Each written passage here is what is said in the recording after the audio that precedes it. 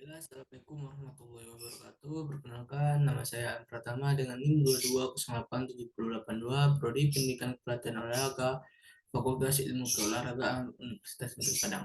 Sebenarnya di sini saya akan melanjutkan presentasi dengan mata kuliah belajar motorik lanjutan pada materi ketiga.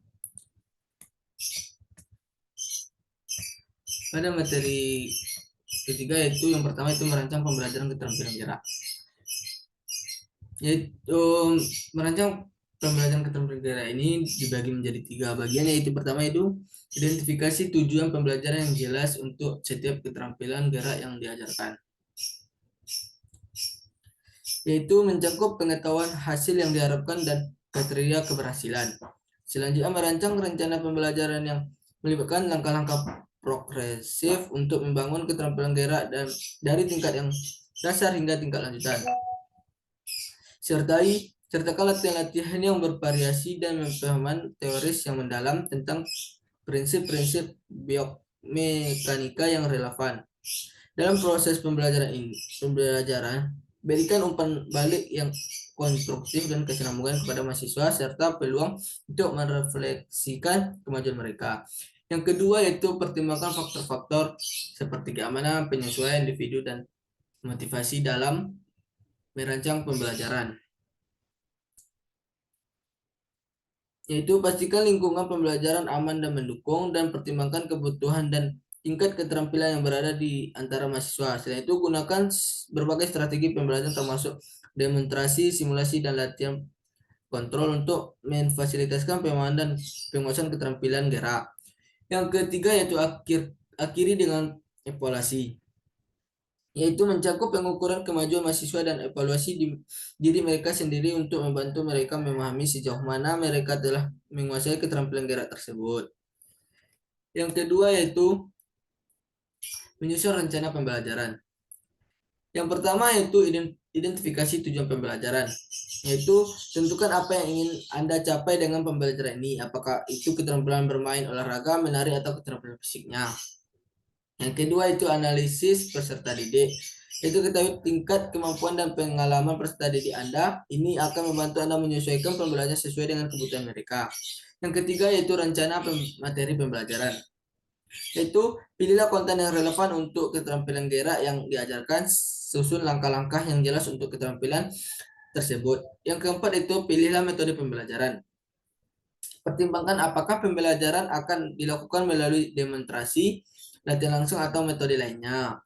Yang kelima yaitu rencana pengamatan dan umpan balik.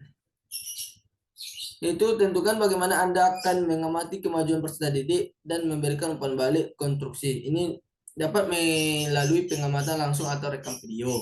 Yang keenam yaitu persiapan alat dan sarana, yaitu pastikan Anda memiliki peralatan dan fasilitas yang diperlukan untuk pelajaran gerak seperti bola, alat musik, atau peralatan olahraga lainnya. Yang ketujuh itu pelaksanaan pembelajaran, yaitu ajarkan keterampilan gerak secara sistematis melalui dari langkah dasar sehingga langkah lanjutan. Yang keempat itu evaluasi pembelajaran. Yang kedelapan itu evaluasi kemajuan peserta didik secara berkala. Ini dapat melibatkan tes praktik, observasi, dan penilaian lainnya. Yang kesembilan itu kembangkan dan sesuaikan, yaitu berdasarkan hasil evaluasi. Sesuaikan rencana pembelajaran Anda jika diperlukan. Mungkin Anda perlu menyesuaikan metode atau materi untuk memenuhi kebutuhan peserta didik. Yang ke-10 yaitu dorong motivasi dan keterlibatan, yaitu selalu dorong peserta didik untuk tetap motivasi dan terlibat dalam pembelajaran keterampilan gerak. Berikan pujian dan dorongan positif. Yang ke-11 itu evaluasi keseluruhan pembelajaran. Setelah program pembelajaran selesai, evaluasi keseluruhan pengalaman pembelajaran, apakah tujuan pembelajaran tercapai atau apakah yang ditingkatkan program berikutnya. Materi selanjutnya itu persiapkan pengalaman belajar. Pengalaman belajar adalah proses di mana individu memperoleh pengetahuan, keterampilan, pemahaman, atau sikap baru melalui interaksi dengan berbagai jenis informasi atau situasi.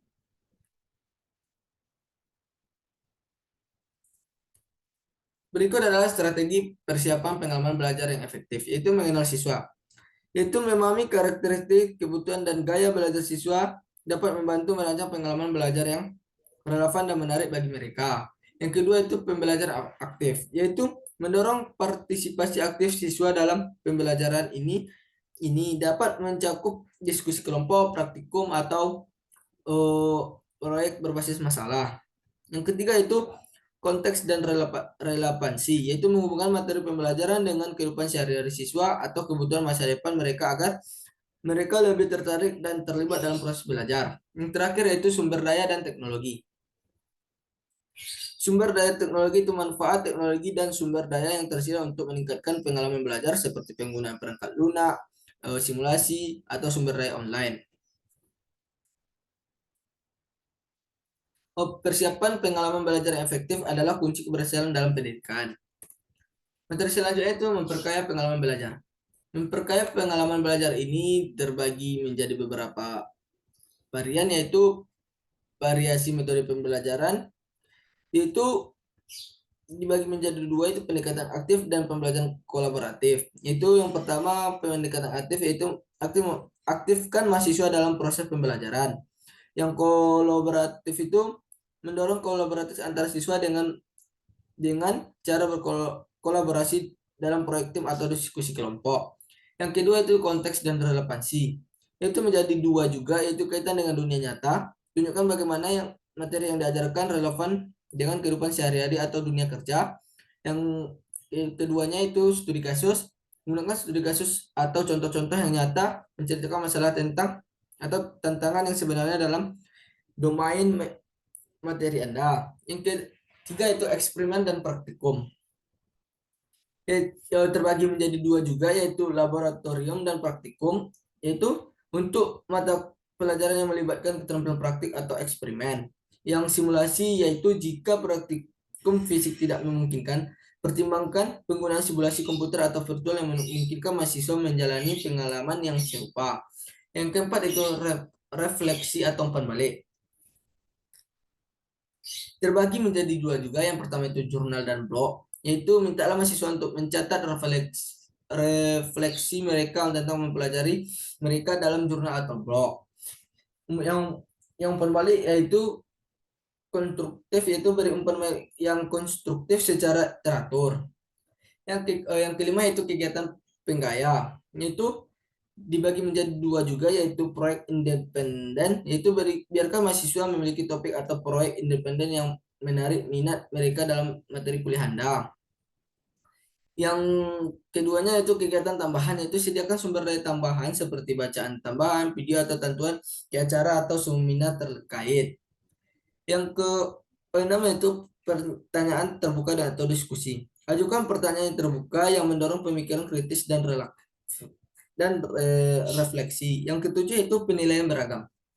Menggunakan berbagai bentuk penilaian termasuk ujian, proyek, tugas tertulis, presentasi, atau portofolio untuk memungkinkan mahasiswa menunjukkan pemahaman mereka dalam berbagai cara. Yang terakhir itu evaluasi terus-menerus. Selalu evaluasi metode dan pendekatan Anda. Mintalah umpan balik dari mahasiswa dan pertimbangkan perubahan sosial kebutuhan untuk meningkatkan dalam pembelajaran. Materi selanjutnya itu pemberian feedback dalam pembelajaran, yaitu pemberian feedback dalam pembelajaran. Pemberian umpan balik dalam pembelajaran adalah proses memberikan informasi kepada siswa tentang kinerja mereka dengan tujuan meningkatkan pemahaman, keterampilan, dan prestasi mereka.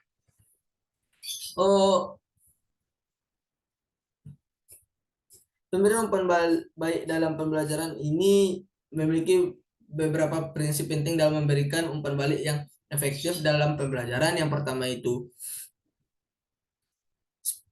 spesifik atau terukur, yaitu feedback sebaiknya spesifik dan terukur, yaitu alihkan perhatian kepada elemen-elemen konkret dalam tugas atau kinerja mahasiswa. Yang kedua yaitu positif dan konstruktif, yaitu memberikan kritik dan berikan umpan balik positif yang mengakui prestasi atau kemampuan mahasiswa. Yang ketiga yaitu timeline, yaitu waktu yang tepat. Berikan umpan balik sesegera mungkin setelah mahasiswa menyelesaikan tugas atau ujian. Yang keempat bersifat privasi, yaitu Berikan umpan balik secara pribadi dan tidak dalam forum yang bisa mempermalukan mahasiswa. Yang kelima itu contoh dan tepat sasaran.